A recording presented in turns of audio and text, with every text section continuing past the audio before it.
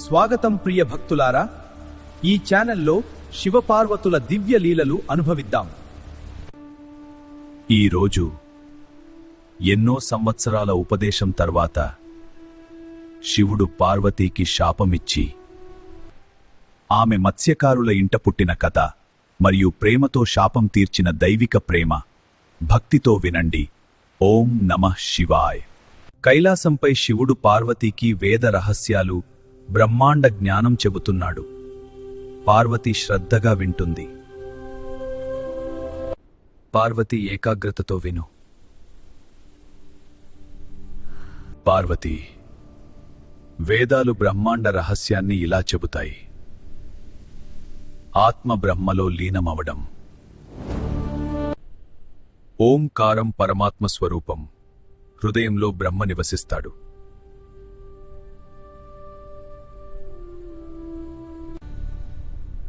ఎన్నో సంవత్సరాలు గడిచాయి.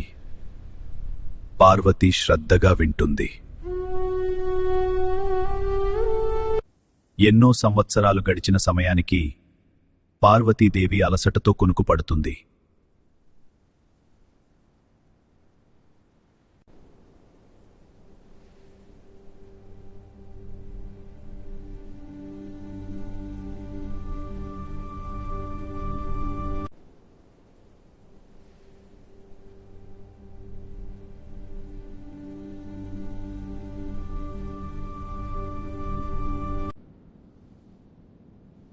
పార్వతి!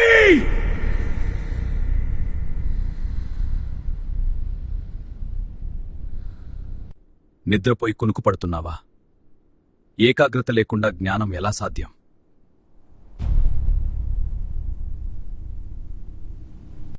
అయితే మత్స్యకారుల ఇంట పుట్టు.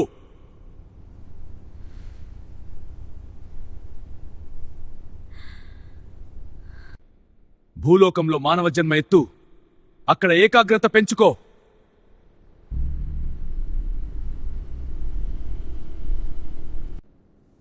ప్రభు, నా తప్పును క్షమించండి.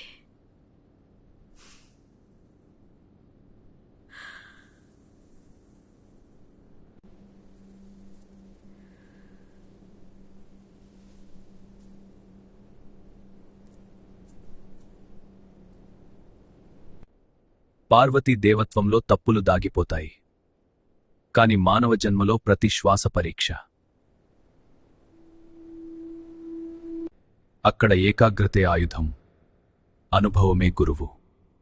భూలోకంలో పుట్టి నేర్చుకున్న జ్ఞానం మాత్రమే నిజమైన సిద్ధి.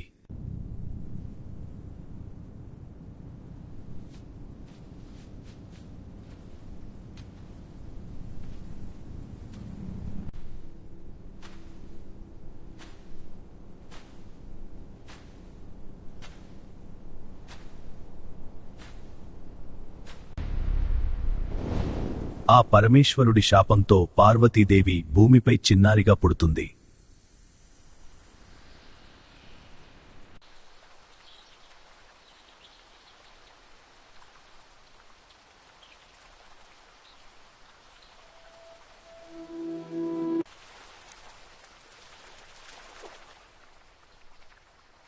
నది ఈరోజు శాంతిగా ఉందిరా. గాలి కూడా మెల్లగా వీచుతోంది.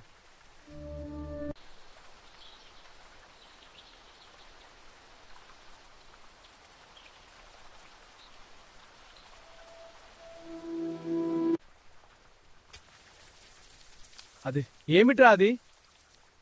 అయ్యా, అక్కడ ఏదో తేలుతోంది చూడ్రా.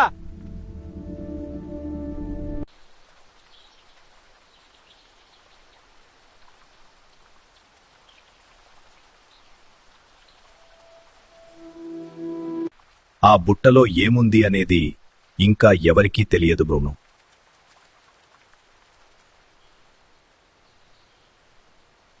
సుధర్మన్ చేతులు స్వల్పంగా వణికాయి. బుట్టపై ఉన్న వస్త్రాన్ని మెల్లగా పైకెత్తాడు. అది సాధారణ బుట్ట కాదు. విధి తనను వెతుక్కుంటూ వచ్చింది. ఇది దేవుని వరం. గంగమ్మ నాకిచ్చింది. ఆ క్షణం నుంచే ఆమె సుధర్మన్ జీవితంలో వెలుగు అయిందిగది. సుధర్మన్ మెల్లగా తన చేతిలో ఉన్న చిన్నారిని భార్యకి చూపించాడు. ఆమె కళ్లలో ఆశ్చర్యం, సంతోషం.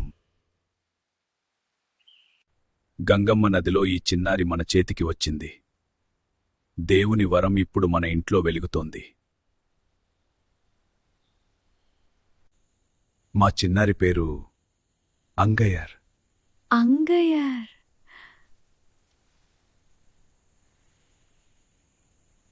అంగయ్యర్ గత జన్మ జ్ఞాపకాలు మర్చిపోయి సాధారణ మత్స్యకారుల కూతురుగా పెరుగుతోంది. అంగయ్యర్ చిన్నారి వాళ్ల నాన్న దగ్గర ఏకాగ్రతతో చేపలు పట్టడం, బోట్లు నడపడం నేర్చుకుంటుంది.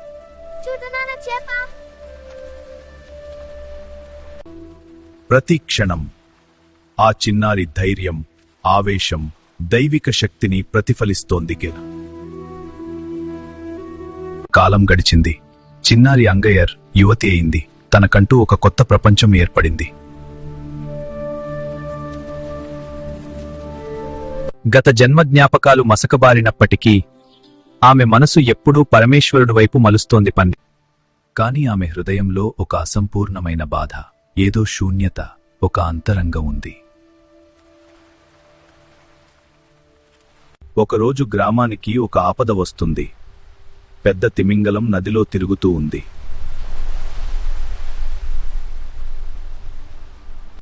అది నదిలో ఉంటే మనం రోజు చేపలు పట్టేందుకు ఎలా వెళ్ళాలి?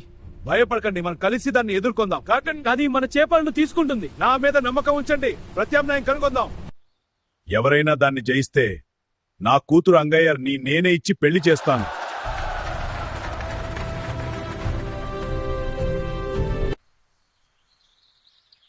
స్వామి, ఈ తిమింగలం నుంచి మమ్మల్ని రక్షించు.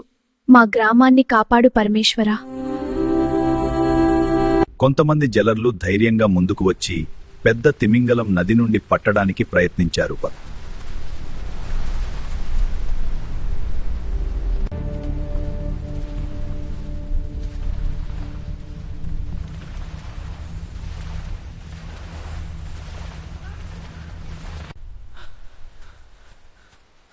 అయ్యా, మా వల్ల కాదు.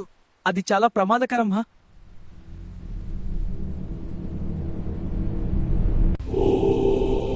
నమః శివాయ. శివ శివ శివ శివ శివ.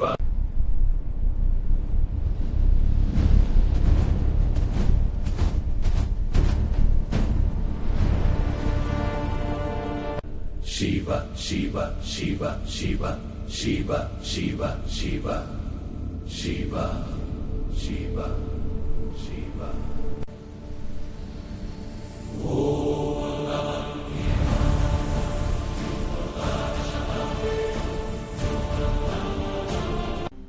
స్వామి, ఆమె తండ్రి వాగ్దానమిచ్చాడు. మీరు ఒక మత్స్యకారుడి రూపంలో వెళ్లి ఆ తిమింగలాన్ని జయిస్తే అమ్మ మళ్ళీ కైలాసానికి వస్తుంది. స్వామి, స్వామి, మా అమ్మకి నేను ఎంతకాలం దూరంగా ఉండాలి?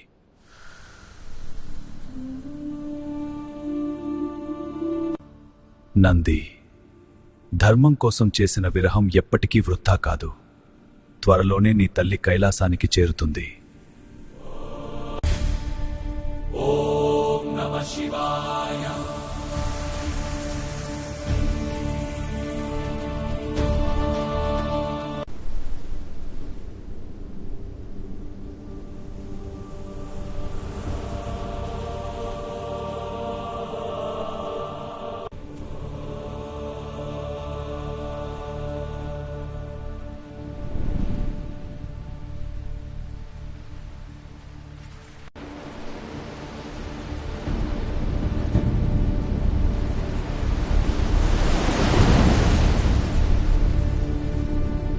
నేను తిమింగలాన్ని తీసుకువస్తాను.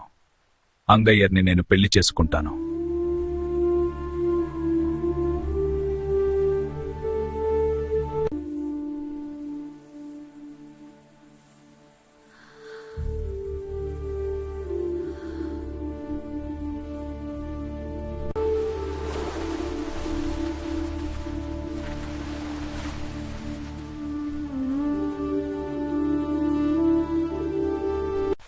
ఇక నుంచి అది మిమ్మల్ని ఏమీ చేయదు. మీరు భయపడకండి, నేను చూసుకుంటాను.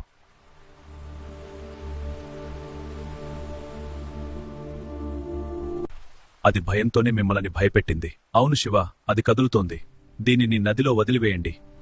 ఇప్పుడు అది స్వేచ్ఛగా ఉంది.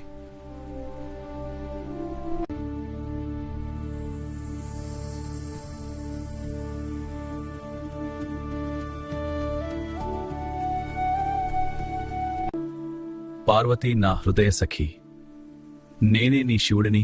నువ్వొవ్వో ఇక్కడ అంగయ్యార్లాగా జన్మించావు. కాని ఇప్పుడు ఆ పరీక్షాకాలం అయిపోయింది. స్వామి శంకర మహాదేవా, అన్నీ గుర్తొచ్చాయి. కైలాసం నీ దివ్య ఉపదేశాలు, నా తప్పు నీ శాపమే. ఈ భూమిపై మత్స్యకన్యగా జన్మించడం, ఒంటరి రాత్రులు, ఏడుపు అన్నీ. ఇంకా దూరం అవ్వాలని లేదు స్వామి.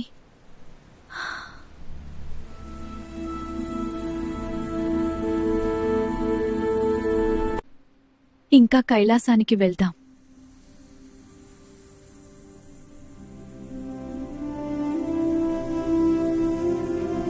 ఈ లీల మనకు బోధిస్తుంది, భక్తి ఉంటే దైవం మన మధ్యే ఉంటుంది. జై భోలే శంకర్, జై మాతా పార్వతీ.